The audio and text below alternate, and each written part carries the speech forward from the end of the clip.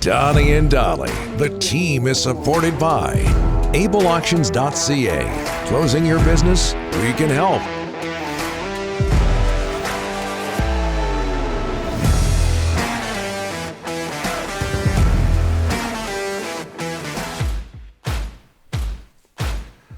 All of our guests today are brought to you by our friends at the Bayside Oceanfront Resort. Craig Button standing by, located in beautiful Parksville. Not Craig, but the Bayside Oceanfront Resort. The Bayside is the spot to relax your mind and indulge your senses, all while taking in their panoramic ocean views. Book your island getaway today at Bayside.OceanfrontResort.com as we bring in TSN Scouting Director Craig Button on a day. The Canucks are getting set to host the Anaheim Ducks at Rogers Arena. Craig, thanks for doing this, sir. How are you? I'm really good. Can I answer your poll question first? Yeah, go for it. Sure. No. Big N-O, capital letters. Yeah. No. When the trade was made just after the draft, JT Miller was a player that was very skilled, and there was a lot of hand wringing at the time. Oh, what are the Canucks doing? 100%. Well, if you watch now what JT Miller has meant to the Canucks and his versatility. I mean, he plays every situation in the game. He can play multiple positions. You're talking about a trade that has been magnificent for the Vancouver Canucks, in my view. And for people who don't know, our poll question is this: in the wake of a 2-goal game the other day, and as we read out his stats earlier, is JT Miller appreciated enough? All right, Craig. Canucks and Ducks tonight at Rogers Arena. What can you tell us about Troy Terry, 24 years old, 5th-round pick, 14 points in 12 games out of nowhere? Craig, he's on an 11-game point streak. What do you know about him? Okay, wait a sec. He's not out of nowhere. He's a really talented player. I've watched him for a long time, and I'm going to share a story with you guys. So last year, I had a few talks with some NHL teams talking about players. And one of the players I talked about was Troy Terry. Now, a couple of years ago, when he was playing in the American Hockey League, I thought he was one of the very best players anywhere in the world outside the NHL. Now, you step into the NHL, it's a little bit harder. Sometimes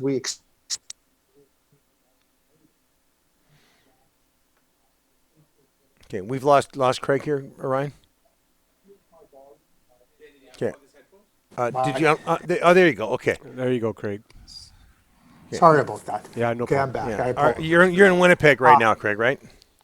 Yes, I am. I am in Winnipeg. I'm here for 2 Jets games and a Winnipeg Ice game. Just quickly back to Terry. I thought he was one of the best players outside the NHL a couple of years ago. Now, it's taken him a little bit longer to find his footing, but last season, I had different discussions with a few NHL teams about that type of a player. You know what they came back to me with, every one of them, and said to me, they go, well, our pro scouts, they haven't really seen him play well. I said, that's when you get players, is when they're not playing well. If you believe in their ability and their talents, I got a note 10 days ago from one of those teams saying, geez, you were right. He's a really good player. He's silky smooth. And, we want everybody to get there sooner rather than later. Yeah. Not everybody has the same exact timeline. I think that's the case with Troy Terry. Yeah. And Craig, talking about timelines, so Podkolzin last game, great goal, 14 minutes, 3 shots. Craig, he's coming around. The kid, Travis, is showing more trust. You knew this was going to happen. That's why you're laughing. Yeah. I said this to you guys last year. I said it to you. I said, if he can't play in the NHL, I'm getting out. There's too many things that he does in the game. He's such a great competitor. He plays with a high level of intelligence, and I get it. I get where Travis, trying to gain the confidence in him, and certainly the player trying to earn that trust and everything. But I think Vasily is doing exactly that. And him and Höglander add an element to the Vancouver Canucks that is unique and yet very important to the team. It's not going to measure itself in big, gaudy offensive numbers, but they're factors in the game, and they want to factor into the game. And so to me, what you're seeing is same thing with Höglander last year, this year with Podkolzin. They complement a lot of different players, and they add a lot to different areas of the game. Craig, Ovechkin, 36 years old, 11 goals in 12 games. He ties Brett Hall last night. I mean, I don't know what to say, Craig. He's so fun to watch. I just love when he scores, the passion, the enthusiasm. I mean, he just keeps going like the Energizer Bunny. Well, I mean, when you think about what Alexander Ovechkin has done since day one in the National Hockey League, and him and Crosby came in post-lockout. And not only were they the new faces of the NHL coming out of the lockout in 04-05, but they still remain, prolific offensive players. Rick, I'm going to say this. A couple seasons ago, I said I really believed it, that Ovechkin would break Gretzky's record. Yeah. I'm in a new place.